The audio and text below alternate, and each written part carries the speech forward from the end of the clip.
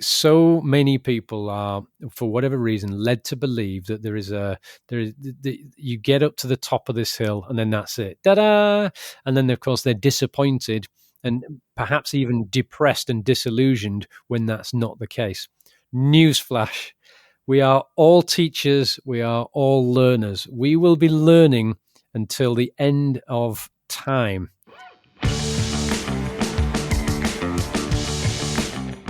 You are listening to Personal Development Mastery, empowering you with the simple and consistent actions needed to master personal development and create a life of purpose and abundance. I'm your host, Agi Keramidas, and my mission is simple: to inspire you to take action towards a purposeful and fulfilling life. In this podcast, I invite myself inside the minds of remarkable entrepreneurs, authors, thought leaders, spiritual teachers.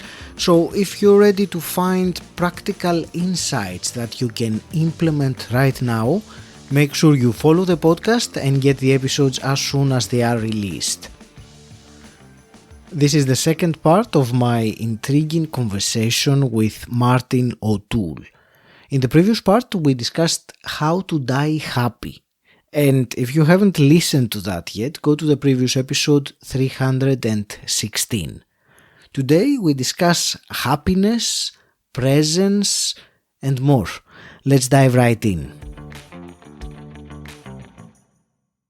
You know, as far as I'm concerned, you know it deep inside yourself. If you are living this kind of life and you feel unfulfilled and you feel empty and you feel, then that is a clear sign, as far as I'm concerned, again, that there is something not right there. You need to seek something else. If you are living the rat race and you're on top of the world with your life, by all means carry it up. But I don't think that's the minority of the people. The majority are this, the quiet desperation, as Thoreau used to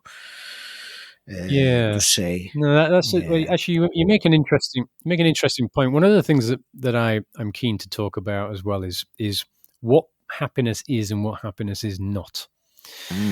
We are programmed, albeit societally and familially, and all the things we discussed earlier on, and personally, to want to get on that wheel and to make a load of money and to obtain a status and to get a BMW or whatever your car is of choice, to have a Rolex or a Panerai or a Breitling watch, to have an XYZ house, to live in this neighborhood. All of these things are all what milestones, right? And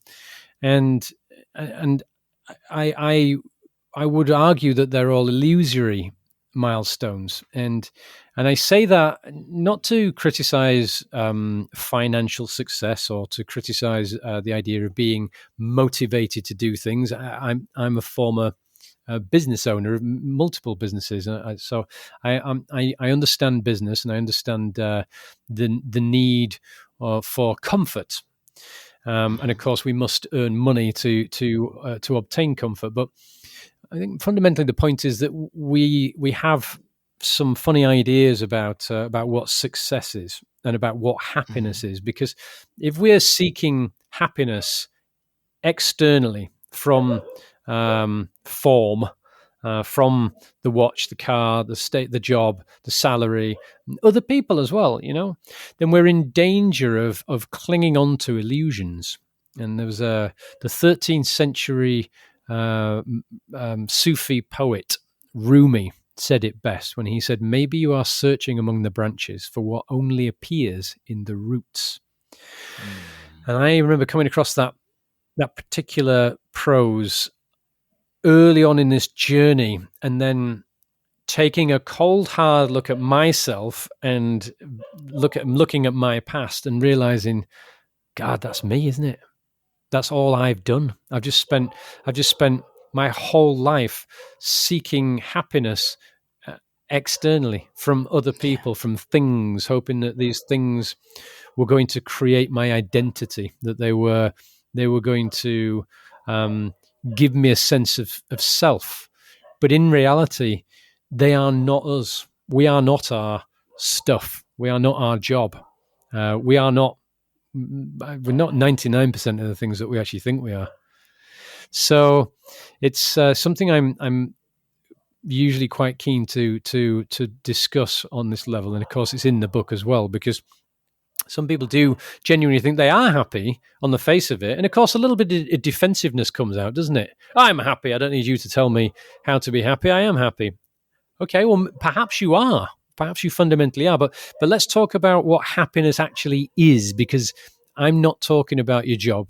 I'm not talking about your bank balance, and I'm not talking about your house, your watch, your car, or how many holidays you have a year. That's not what happiness is to me. For me, neither. And I think for me, it's more connected to a deeper sense of fulfillment about one's life rather than, the temporary or the transient feelings of elation when you have something nice happening. There is a quote in your book about happiness, and I wrote it down. I will say it for me. It gives a fantastic definition and a meaning, even though it's not simple to understand, but it's only one phrase, and it says, happiness is the absence of the striving for happiness. And I think in this answer, I hadn't read it Yeah. before, Martin. I didn't note down who is it by, but I read it in your book. And I just read it and I thought, oh my God, the answer is in there. You have to really look and contemplate on this phrase, but it really explains that Exactly. happiness, yeah, it's not something you can go after in a way. Grab. Exactly. Well, and Yeah. I can't remember. I can't remember who that was. Was that Lao Tzu or was it Maslow? I can't remember. There are probably 60 to 100 quotes in that book of other people significantly more wise than I. But yeah, it takes us back to the Buddha quote I threw out earlier on. Attachment is the root of all suffering. Now, I'm not a guru. I'm not an enlightened being. I'm not a coach. I'm not a PhD. I'm a man on the mend, as you said earlier on. Ultimately, I would say I am an expert in suffering. I'd say I'm an expert in self-suffering as well, co-created suffering, as most of us are if we're willing to accept that we are actually co-responsible for the lion's share of our suffering. But the point is, this is the treasure, and if we can get our head around this particular wisdom, this is the key, the absolute key to unlocking a lot of this mystery. So, if Buddha says attachment is the root of all suffering, then we have to ask ourselves, well, what is attachment then? Well, I think we've discussed that now, and that is the idea of clinging on to things. But we've also identified that all things are in a state of flux, a state of change. They are impermanent. So by that rationale, is it wise to cling on to something that we know is going to change? Nay, it might end. It might change to the point of ending. So if we can fully grasp impermanence as a universal constant, then we can change our relationship with everything around us. We must realize that all things are going to change or end.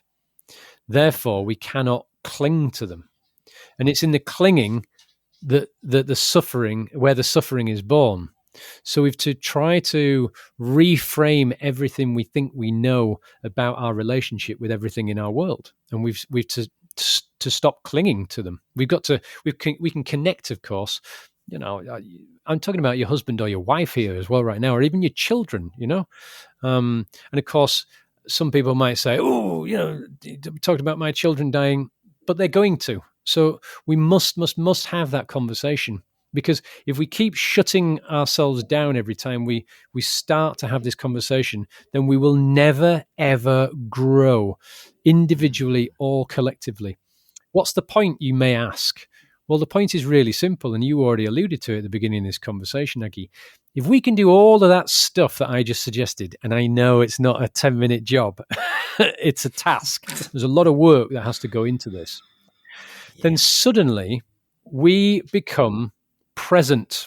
We become grateful and aware for the absolute bliss in the present moment. I always say, Eckhart Tolle said, one conscious breath is a meditation. Now, people constantly say to me, I can't meditate. And I respect that, because I remember being in that place myself a fair few years back, and I remember being angry with myself because I couldn't meditate, because I couldn't be still, because I couldn't be at peace. But then you think about Eckhart Tolle's wisdom.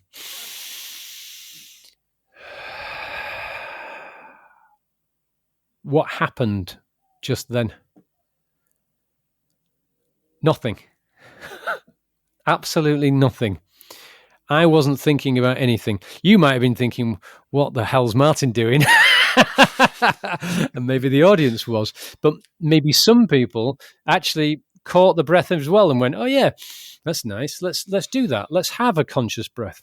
So that right there is presence. It's what Eckhart Tolle refers to as the power of now. And it's what mindfulness teachers for thousands of years have referred to as nowness. So if we can stop regretting the past, we can stop worrying about fractal futures that incidentally are likely not even to happen, then what have we got left? We've got now. So who am I right now? How do I feel right now? Actually, I feel great. I'm having a fantastic conversation with you, and I'm hoping that this is helpful for other people. And I'm now living the rest of my life in service to others. So I want this sort of stuff to help people to reframe their perspective on life. But in this moment, I am in flow state. I am accepting. I am aware. I am present, and I'm grateful. Now, of course, when we start to think about all of those things, and then you play back your top 10 regrets, start to ask yourself, okay, hang on a minute. Am I grateful for my parents? Yes, I am. Hang on a minute. In that list of regrets, I've written, I would regret that I hadn't spoken to my dad for 12 months because we fell out over the most petty thing possible, for example. So these are the exercises that we should be doing to learn this wonderful thing of presence, of nowness, and then to apply it to our world around us. And that is living well. And that's ultimately the point. Now, if you manage to do all of that in a day, doesn't matter, actually. Doesn't matter, because even if you did one of those things in a day, then that's one less regret. So, but if you did manage to fix a load of these things in a day, imagine how much progress you just made for you and for those close to you. And of course, there are many, many beautiful byproducts as a result of this work. It's like dropping a pebble in a pond. The ripple effect carries on and on and on. So anyway, I rambled on there. I apologize. I was on my soapbox about presence.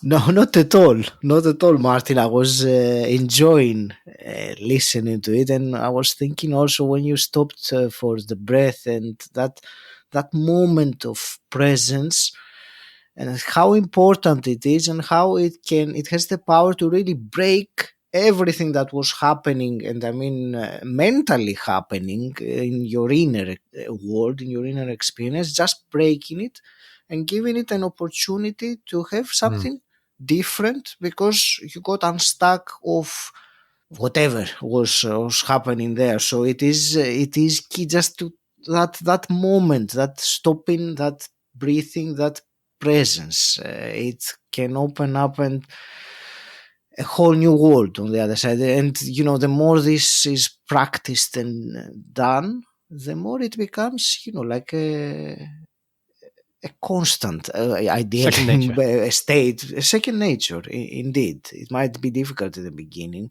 and I like how you tidied it with the exercise of the regrets, because I think, and I see it in your book, I saw it in your book, and I also have it in the podcast.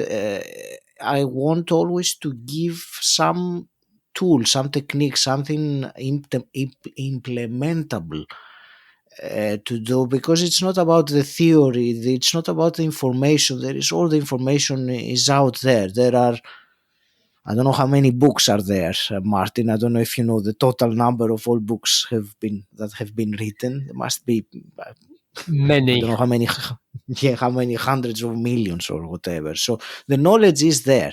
It's how to convert that into, wisdom, into practice, into doing something with it, rather than having to Yeah. remain as knowledge in the head. Yeah, I'm glad you mentioned that, because it's part of the point of my book and the How to Die Happy podcast as well, is to discuss curated wisdom, discuss personal stories that therefore you can apply that wisdom to. You can draw these correlations, but we must, and therefore often do, and the book is littered with them, offer practical utilities.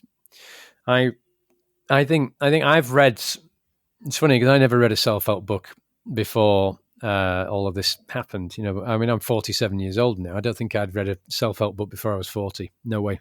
Mm-hmm. I wasn't interested Okay. in personal development because I thought I'd worked it all out. I thought I was brilliant. Which is quite ridiculous when I now think back. But I say that with love and no judgment to Martin version 1.0. But I have read many self-help books that do hit you up with a great deal of theory, but they're not relatable. It's quite hard to put it into practice. And there's certainly, you think about where we all are on our journey. We're at different stages, different places, and no person is in the wrong place and no person is in the right place. There's no such thing. We're all just walking each other home. That's the point. So wherever you are on the journey is wherever you are, and that's the perfect place to be. But of course, it is very difficult if you're watching or listening to authors or podcasters or whatever thought leaders in the self-help space who talk about a lot of this stuff.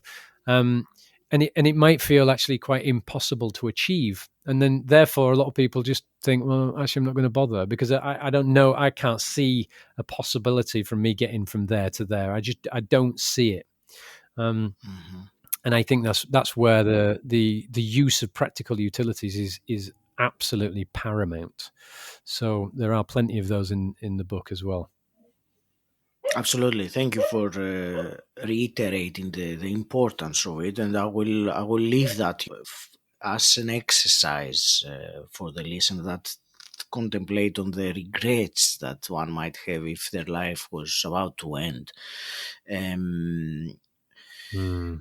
Martin, I have, well, there are many, many more things that we could talk about for sure.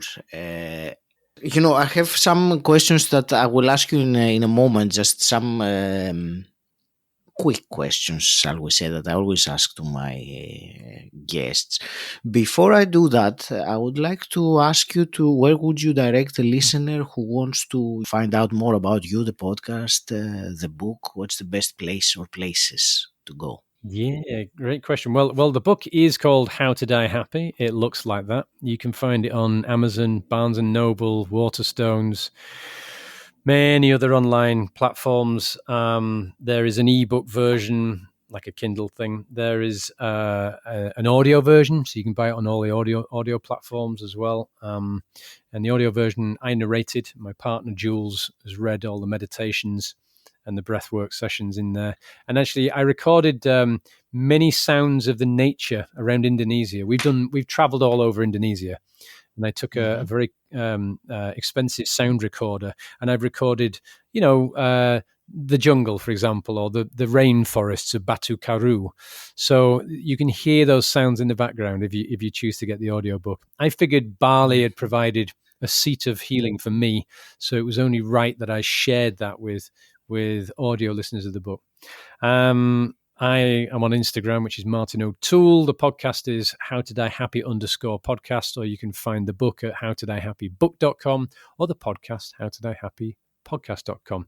I think pretty much if you Google Martin O'Toole, How to Die Happy these days, I'm all over that Google business. Before we continue, I want to share something with you that I believe you'll find incredibly valuable. We are drowning in information but starving for wisdom. And with over 300 episodes, this podcast has plenty of it, but who has the time to listen to all of them? That's why I've curated the top 10 podcast episodes offering the greatest value in each of the three main categories of life: money, health, and self-mastery. Get your free resource now by clicking the link in the show notes or by visiting personaldevelopmentmasterypodcast.com/top10. Now, let's continue where we left off. Thank you. And that's a very interesting point about the audiobook. I wasn't aware of that because I read the book, but it's what you've done sounds like a very fitting. I was looking for the word thing to do. Yeah. So beautiful. Martin, let me ask you then a couple of my quick questions to start wrapping things up. And the first one, I'm very interested to see, especially with your journey. What does personal development mean to you? Well, I think personal development means, first and foremost, learning some self-awareness. So it has to begin with the number one question: who am I? And not what am I, and not what have I been. It's who am I? And therein lies the beginning of the process, which will then, or should then, really involve something called shadow work, where you really do come to terms with who you have been, what you've said, done, all the dirty, deep secrets that perhaps not many people know about. So I think personal development is a process whereby we decide that we realize that we are not happy, we are not content, we are unfulfilled, or there are a number of things in our lives that we know we could do in a different way. So we want to make change. That is the definition of personal development. It's making personal changes to live a happier, healthier, more fulfilled life. And there is a process to it. And of course, well, there are many processes, aren't there, in those multi-million self-help books you highlighted earlier. And there's a process in my book called The Anatomy of Happy, which is essentially a personal development process. Mm-hmm. Can I add to that, to what you just said about the process? Excuse me. My personal addition to that would be, and tell me if you agree, that it is ongoing. It doesn't never end. Absolutely. I'm really glad you made that point because I think so many people are, for whatever reason, led to believe that you get up to the top of this hill and then that's it. Ta-da! Yeah. And then, of course, they're disappointed and perhaps even depressed and disillusioned when that's not the case. Newsflash.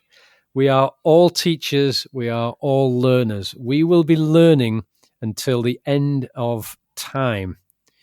And I say the end of time, I'm not talking about necessarily the transitional phase of death. I mean the end of time. So yeah, it's an important thing to realize that it's ongoing. But I don't know about you, but when I realized that I knew nothing, or rather when I began to learn so much, the more I learned, the more I realized I knew nothing. And I actually love that. It's a wonderful place to be.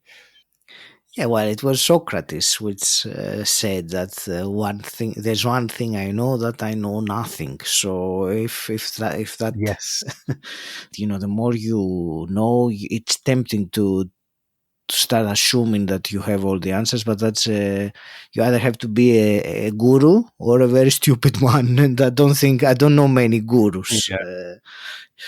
No, I think the reality is the more you learn, the more you realize that there is more to learn. That's the funny thing about it. It's never ending, which is actually a beautiful truth to embrace.